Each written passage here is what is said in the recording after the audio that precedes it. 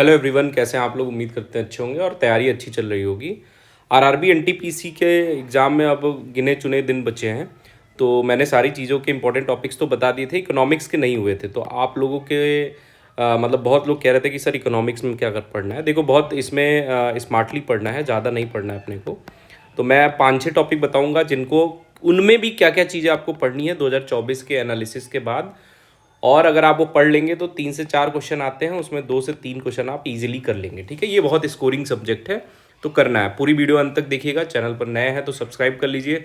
Computer की classes अगर अभी नहीं देखे हैं तो 5-6 क्लास में वो पूरी वीडियो आप पूरा कोर्स ख़त्म कर सकते हैं विद क्वेश्चंस। ठीक है, चलिए स्टार्ट करते हैं। तो सबसे पहले मैं आपको बता दूं, जो सबसे पहले टॉपिक पढ़ना है वो मनी एंड बैंकिंग। ठीक है, तो इसमें क्या पढ़ना है आपको, मनी एंड बैंकिंग में सबसे जो ज़्यादा ज़रूरी है कि आरबीआई से रिलेटेड जो भी न्यूज़ है, देखिए ये करंट अफेयर से बहुत रिलेट करता है ये टॉपिक, तो आपको करंट अफेयर पे भी बढ़िया से फोकस करना है। सबसे पहले तो आरबीआई के बारे में पढ़ लो। आरबीआई का स्थापना का कैसे हुई, कहाँ गठन हुआ, क्या हुआ। ठीक है, और आरबीआई की जो रिसेंट 1 ईयर में पिछले जो भी इन्होंने कुछ एक्स्ट्रॉर्डनरी काम किया या कोई भी काम है, कोई भी नीति लाए हैं, तो उसको आपको अच्छे से पढ़ना है।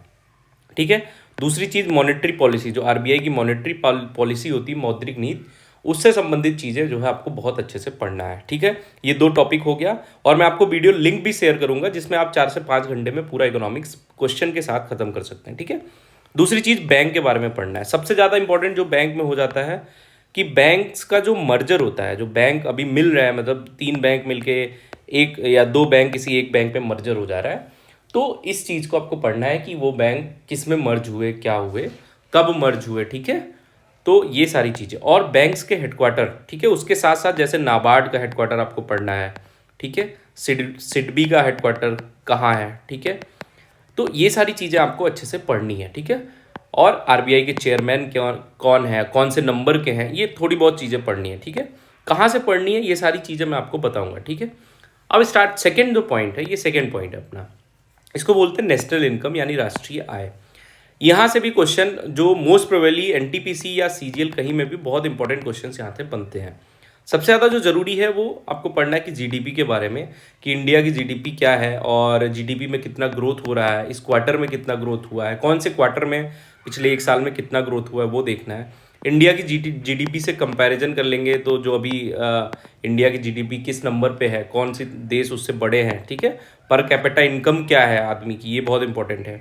उसके बाद जो फॉर्मूला होते हैं जीडीपी, एनएनपी, ठीक है, इन सब के फॉर्मूले आपको बहुत अच्छे से पता होने चाहिए। ठीक है, और जो छोटे मोटे कॉन्सेप्ट होते हैं वो आपको किसी एक वीडियो या बुक में दिख जाएंगे, मैं बताता हूँ अभी। फिर प्रति व्यक्ति आय के बारे में थोड़ा सा पढ़ना है कि कितना इंक्रीज हुआ है प्रति व्यक्ति आय 2-3 सालों में, या पिछले 1 दशक से इस दशक में कितना इंक्रीज हुआ है। फॉर्मूला जो इस नेशनल इनकम में बहुत सारे फॉर्मूला बनते हैं, वो सारी चीज़ें। नेशनल इनकम की गणना किसने की, सबसे पहली बात। ठीक है, कुछ स्टेट की जीडीपी भी की, इंडिया के टॉप 3 कौन से स्टेट हैं जिनकी जीडीपी ज़्यादा है। ठीक है, तो ये भी हो सकता है कि आपसे क्रमवार लगाने का पूछ लिया जाए। तो ये इतने जितने टॉपिक बता रहा हूँ बस उतने ही पढ़ने, आपको ज़्यादा एफर्ट नहीं करना है इसमें। फिर जो अगली सबसे इंपॉर्टेंट चीज़ है, इसको थर्ड टॉपिक हम लोग बोलते हैं, ये अपनी पंचवर्षीय योजना, 5 ईयर प्लान। बहुत इंपॉर्टेंट है, ये समझ लो, इसको आपको पढ़ना है। कोई भी स्टेट एग्जाम दे रहे हो, कोई भी एग्जाम दे रहे हो, बहुत इंपॉर्टेंट होता है। ठीक है, तो सबसे पहले जो इसमें पढ़ा जाता है कि कौन सी पंचवर्षीय योजना किस मॉडल पर आधारित थी। ठीक है, ये पढ़ना आपको बहुत ज़रूरी है, और पढ़ के उसको थोड़ा सा मेमोराइज करने की कोशिश करिए। दूसरी, कौन सी पंचवर्षीय योजना में कौन सी फैक्ट्री लगी, या कौन सी पंचवर्षीय योजना में जो युद्ध हुए थे पाकिस्तान इंडिया के, पाकिस्तान इंडो चाइना वार हुआ था, वो सारी चीज़ें आपको पढ़नी है, कौन सी पंचवर्षीय के दौरान हुआ था जिसमें। ठीक है, जो ठीक है, ये पढ़ना है। उसके बाद किस पंचवर्षीय योजना में कौन सी प्रमुख स्कीम आई, ठीक है, प्रमुख योजनाएं आई, ये भी बहुत इंपॉर्टेंट है, और इसको भी आपको बहुत अच्छे से पढ़ना है। और इन स्कीम्स के रिस्पॉन्स में या उसका नाम बदला गया हो, जैसे मनरेगा का नाम अगर बदला गया है, या मनरेगा से जो भी चीज़ें हैं, बहुत इंपॉर्टेंट है, और उसको आपको डिटेल में पढ़ना है, ये आप समझो। और उससे रिलेटेड अगर कोई न्यूज़ दिखती है ना आपको, तो वो भी चीज़ें आपको ख़त्म करनी है। ठीक है, तो 3 टॉपिक हो गए। चौथे टॉपिक पे चलते हैं। चौथा टॉपिक है बजट। बजट हर साल आपको पता है कि इस समय अपनी फाइनेंस मिनिस्टर श्रीमती सीता निर्मला जी जो है वो पेश करती हैं। तो बजट से रिलेटेड कुछ की टर्म्स भी होते हैं, उनको आपको पढ़ना चाहिए। ठीक है, न्यू प्लान, जो बजट में कोई नई योजना बताई गई है जो आकर्षक है, जो इंडिया में पहली बार नहीं है, ठीक है, या वो इन्वायरमेंट से रिलेटेड है, ठीक है, आर्मी से रिलेटेड है, वो सारी चीज़ें आपको पढ़नी है, ठीक है।